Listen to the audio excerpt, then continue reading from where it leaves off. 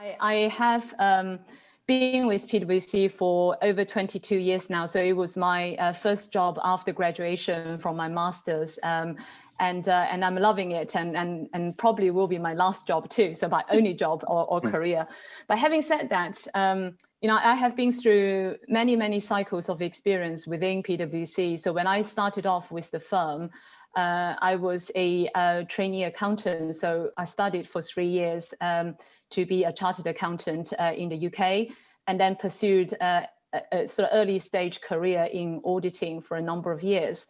Then I was given the opportunity to take some risk and actually setting up the China Business Group from scratch within PwC 14 years ago. I struggled for quite a long while making that decision, but I did in the end, and moved gradually away from audit and then started looking at China, both inbound and outbound. In the initial years was outbound from UK to China, but then mostly now is focusing on Chinese companies coming into the UK.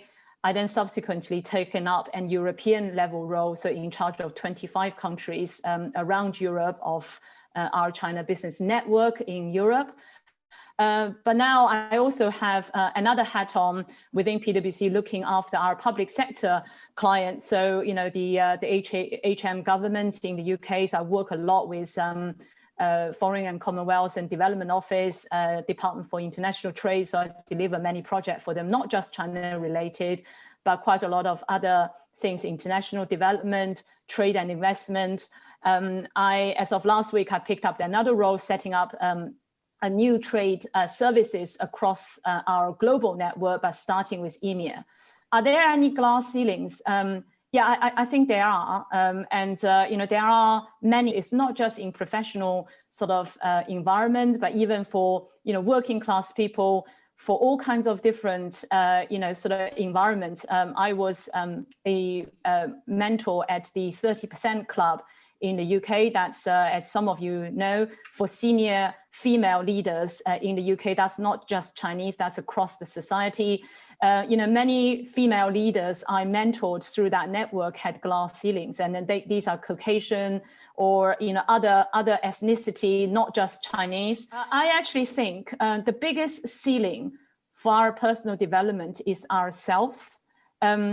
Actually, linking back that into leadership, I think leading oneself is the biggest challenge, but could also be the biggest opportunity. It's all too easy for us to have a convenient excuse to say, I have a really bad boss. I can't get through because there's glass ceiling everywhere. People are discriminating against me because I'm Chinese, because I'm female, because of I'm a person of color, whatever it might be. It's a very convenient excuse to blame others or the system for not being able to progress. The three things I think I wanted to mention, which for me, reflecting back on my own personal experience, but also many others, this is not just me, and many others I've come across, be it mentored or my mentors as well. I've had many mentors throughout my career. Looking at them, I think there's three things that would really help us to break whatever limitation, I would call it limitation, it's not just a glass ceiling, that either we put upon ourselves or maybe organizationally that has been put on us. And all three things, it's actually starting from within. So this is about leading oneself.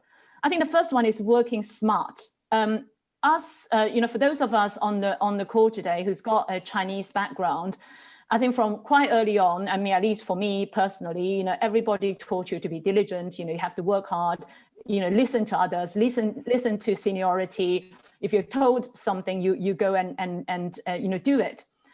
But working hard does not equal to working smart. And then I think working smart is about being proactive.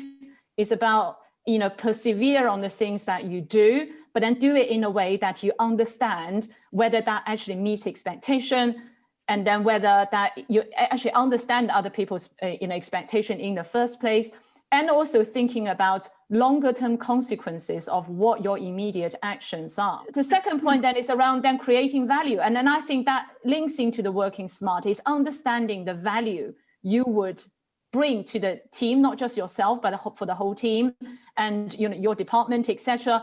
by working smart.